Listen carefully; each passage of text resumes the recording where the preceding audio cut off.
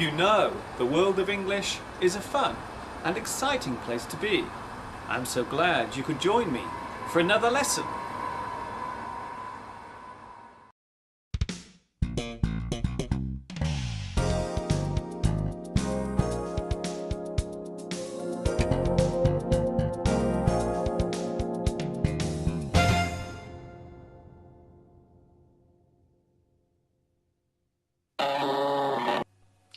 Hi everybody, this is Mr. Duncan in England. How are you today? Are you okay? I hope so. Are you happy? I hope so. In our lesson today, we will take a look at the system that is designed to make learning English easier, or so we are told. In this lesson, we will talk about phonetics.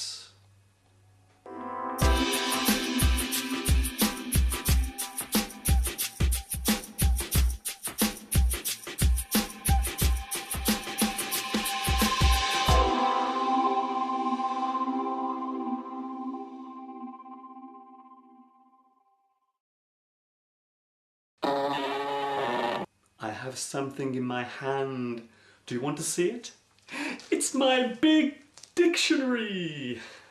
There can be no doubt about the popularity of English these days, and because of this, many people are taking up the challenge of learning and teaching the language. Over the years, there have been many new ways of overcoming this task. One popular method is to group all of the English sounds into easy-to-read symbols. We call this system the International Phonetic Alphabet, or IPA for short. The idea behind this is to make words much easier to pronounce and therefore improve the learner's level of English much quicker. Why do we need phonetics? The reason why we need a phonetic code is because some English letters have more than one sound, and because some letters, when joined together in a word, actually create a new sound of their own. Also, there is the silent letter that can appear within a word, but we will leave that one for another lesson.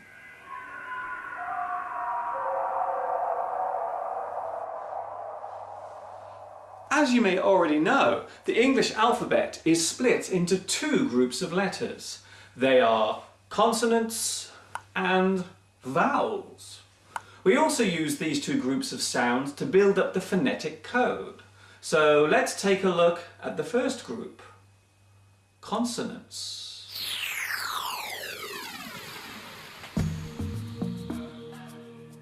G as in get, K as in lock, V as in this, Y as in yes, Ch as in chip,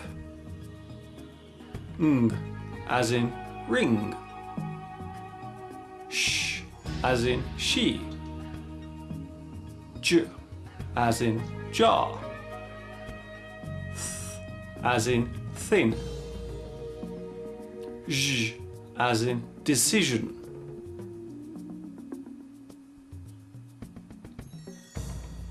A as in cat, E as in bed, as in father, I as in sit, E as in cozy, as in hot, U as in run, U as in put, R as in arm, air as in chair, as in her, E as in see, O as in saw, U as in to, I as in my, ow as in how, A as in day, O as in no, ear as in near, Oi, as in boy. Or, as in poor. Ire, as in fire. Hour, as in sour.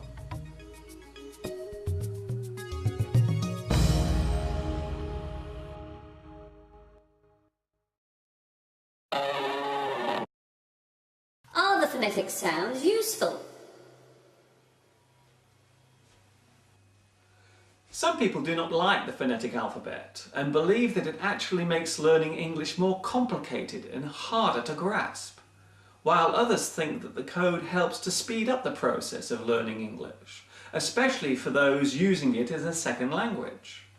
Many students find that having to keep referring to the code takes the fun out of English, and it eventually becomes boring and turns into a chore. The other problem with phonetics is that it does not take into account the different accents and dialects of all the regions that use English. A good example of this is the varying use of the letter A in words such as bath, path, and draft. These words are spoken differently depending on the local accent and the way in which the words were taught to be pronounced in the first place.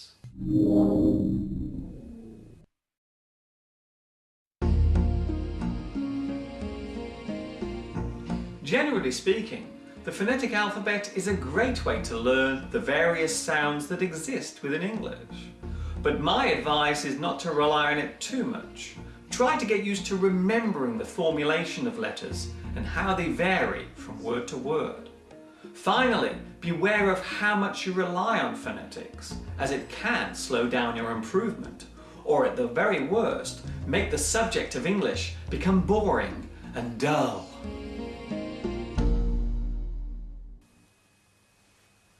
Before I finish my lesson today, I would like to say a special hello to my new friends watching in Argentina, Brazil, China, Italy, Japan, Malaysia, Mexico, Pakistan, Poland, Spain, and the United Kingdom. This is Mr. Duncan in England saying thank you for joining me today, and I will see you all again very soon. Ta-ta for now!